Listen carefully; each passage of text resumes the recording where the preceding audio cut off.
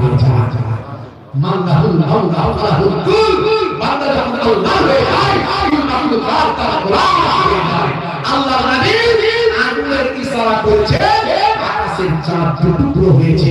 আল্লাহ নবী আঙ্গুলের ইশারা করেছে ডোবা সূর্যটা আবার আসরের জায়গায় ফিরে এসেছে। জোরে বলুন সুবহানাল্লাহ। এটা আল্লাহর নিয়ামত।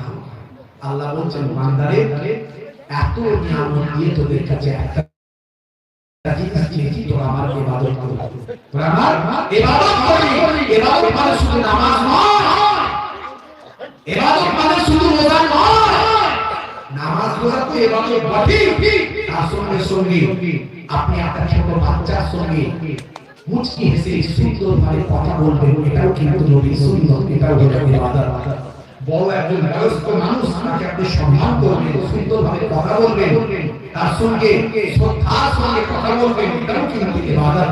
পিতামাতার চেহারার দিকে শ্রদ্ধার নজরে তাকালে ইবাদত। রাস্তা দিয়ে পেরেক কাজ ভাঙা করে আছে, সরিয়ে দেবেন, পরবর্তী প্রতিকে পায়ে না লাগে, ইবাদত। মুচকি হাসবেন, যখন হাসবেন সবসময় হাসি হাসি চেহারা করে রাখবেন, যাতে কেউ না আপনাকে ভয় পায় কথা বলতে, সবাই যেন স্বতঃস্ফূর্তভাবে আপনার সঙ্গে কথা বলতে পারে। আল্লাহ নবীর দরবারটা ছিল এমন, সবাই কথা বলতে পারতো। আল্লাহ নবী সবসময় হাসি হাসি চেহারা করে রাখতেন, কোনো গুরু গম্ভীরতার মধ্যে থাকতো না, ভয়ঙ্কর চেহারা ধারণ করতেন না। তিনি কথা বলতেন যখন মুচকি হেসে কথা বলতেন।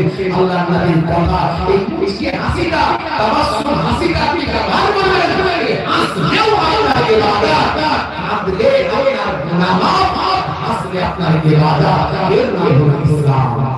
সুবহানাল্লাহ। ভাইরা ভাই কত কথা বলবো, অনেক কথা, আর অনেক অনেক কিভাবে খাবেন, কিভাবে শুবেন, কিভাবে হাঁটবেন।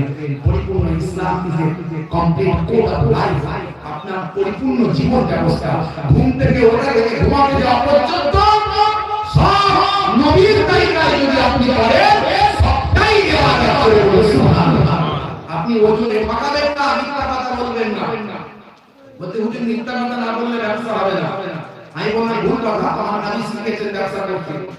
আপনি বলেন আমার এত দাম আছে, নিজের মন যায় না, তাহলে যাও খোদার কসম খেয়ে তুমি আমার চাচতো ভাই, ফুফাতো ভাই, মামাতো ভাই, হ্যাঁ তোমার জন্য কাছ থেকে 5 টাকা লাভ করছি, তাই 50 টাকা দাম আছে, 50 টাকা চেয়েছি ভাই, না থাকলে আসল দাম তাই না, অসুবিধা নাই।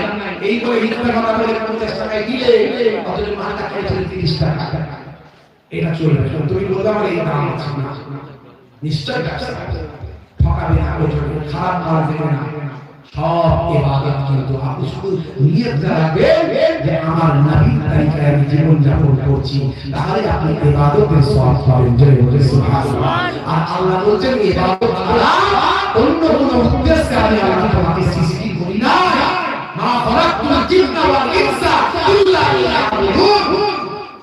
আমরা যা করব সব করা। জয় বলুন সুবহানাল্লাহ। খালি একটু জেনে নিতে হবে, আমি সির্ফ ইহসাস দিলাম। তবে সবচেয়ে বড় ইবাদত হলো নামাজ। সবচেয়ে বড় ইবাদত কি? নামাজ। নামাজ ছেড়ে দিয়ে যত বড়ই আপনি কাজ করেন না কেন, কোনো কাজে কিছু লাগবে না। তাই নামাজ আপনাকে পড়তে হবে। আমার নানা ছোট হুজুরকে রাহমাতুল্লাহ বলতেন, আমাদের এগিয়ে মাঝে মাঝে ঝোড়া আর প্রদান দিয়ে বোঝাবো, ঝোড়া আর প্রদান দিয়ে বোঝাবো। আমার দাদাজান মায়াপুর নগরী হুজুর, তিনি মাঝে মাঝে বলতেন, বাবা দিনে রাতে 5 বার নামাজ পড়তে 12 মিনিট করে সময় দিয়ে 1 ঘন্টা, 1 ঘন্টা যদি নামাজে দাও, আমার আল্লাহ 23 ঘন্টার কামিয়াবি দান করে দেবে। আল্লাহ নিজেই তো 5 বার করে মুয়াজ্জিনকে দিয়ে বলাচ্ছেন, মুয়াজ্জিন 10 বার করে বলছে হাইয়া আলাস সালাহ, এসো নামাজের দিকে এসো। 2 বার করে বলছে প্রত্যেক আযানে, আবার 2 বার করে বলছে হাইয়া আলাল ফালাহ। নামাজ পড়লে আমি আল্লাহ তোমাকে কামিয়াবি দান করে দেব। এমনি তো কামিয়াবি পাবে।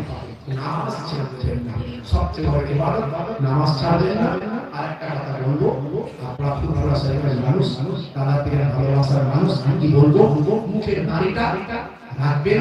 এটা হলো সবচেয়ে বড় সুন্নাত। বড় রাখতে না পারলে ছোট রাখবেন।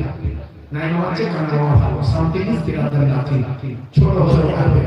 এখন তো বিরাট কোহলি মুখে দাঁড়িয়ে আছে, হরভজন সিং রেখেছে, লিওনেল মেসি রেখেছে, নেতা মন্ত্রী খেলোয়াড় খেলে আমরা দেখেছি, ভারতের প্রধানমন্ত্রীর মুখে দাঁড়িয়ে আছে।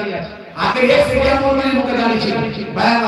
দাঁড়িয়ে হলো ফ্যাশন, দাঁড়িয়ে হলো সৌন্দর্য, কিন্তু মুসলমান দাঁড়িয়ে রাখবেন নবীর সুন্নাত মনে করে। হতেও পারে ছোট, কিন্তু নবীর সুন্নাত